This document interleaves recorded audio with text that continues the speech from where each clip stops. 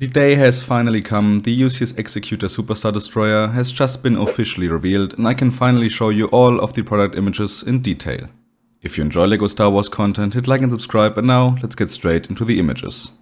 Set 75457 Executor Superstar Destroyer is gonna release on October 1st of 2026 with 6,130 pieces, 7 minifigures, and is gonna cost roughly $800 retail. We're gonna talk about the price tag later, but let's take a look at the box, and I'ma be honest, it looks kind of awful. I'm not a fan of the standard Black 18 Plus boxes in general, but this one looks so much worse. I don't know why they chose this angle where the Executor has to fold around the corner, but it does not look good. Why didn't they just pick one of these shots and design the box to make it fit as a whole? They even show the full set on the back of the box, which looks so much better than the front. But let's continue with the actual set, and besides those blue pieces, it looks absolutely amazing. LEGO really nailed the shape and details of the Executor and captured the look of the ship that made it so iconic.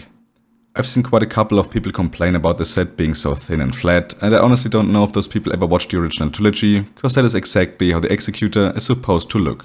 No, the old one does not look better, and the new Executor is far superior, especially when it comes to the shape, angles and overall proportions of the ship. What I don't like about the new model, however, is that there are quite a couple of sections where LEGO didn't bother to cover up the negative studs, which doesn't look good. If it would have looked like that on the bottom of the ship, okay, but on the top side, this is just a no-go. You could even argue that the bottom side looks better, and I honestly might even agree. They covered up everything with a nice mix of studs and tiles, and there is very few negative studs compared to the top, which does look way better. But to finish discussing the top section, I'm also not sure what to think of those trans clear blue pieces that were sprinkled into the set. I know what they're trying to resemble, but in my opinion it just looks out of place, especially since LEGO doesn't include anything to light those pieces up, so it's kind of out of place. To be fair, the blue pieces are probably less noticeable in real life compared to the product images, but I'm not really a fan of how they look, at least on the pictures. One thing that still looks incredible, however, is the engine section. It looks even better than on the previous model, and to see the countless orange glowing engines stare at you is still really cool. They also included a small in-scale Star Destroyer, which is a very neat idea, and as always they included a plaque with some details about the set, which is of course printed nowadays. But now let's finally take a look at the minifigures, and they are really awesome. You of course get your standard Darth Vader with arm printing, since it's his ship. You get IG-88 with the brand new head mold that looks incredible. Of course there is a Boba Fett with arm printing and cape, Dengar with a new and hopefully improved backpack, this great looking Bosk with amazing printing as well as dual molded arms, a nice looking Suckers and Forlorn that comes with arm printing as well. The minifig lineup is great and all minifigures seem to be very high quality.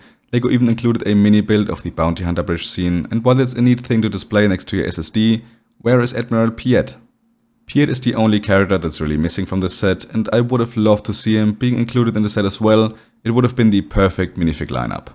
As usual with these big 18 plus October Star Wars sets, you also get a gift with purchase, this time being 40897 Darth Vader's lightsaber that consists of 174 pieces.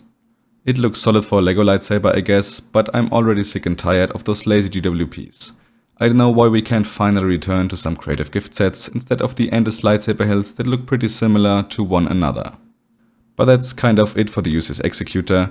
I still think that it's a great improvement over the 2011 version, and while I'm not a fan of the blue pieces, it still looks miles better. The minifig lineup is great, even though it's missing Admiral Piet, but besides that you get some amazing minifigs with a neat little display. Is it worth the $800 price tag? Yeah, I don't think so. It feels at least $100 overpriced, probably $150 too much, and I personally am gonna wait for a sale, if I even pick up this set at all. But now please tell me what you think of the 2026 UCS Executor. Is it a great improvement over the old one, and do you plan on getting it at some point, or is it a set that you're gonna skip?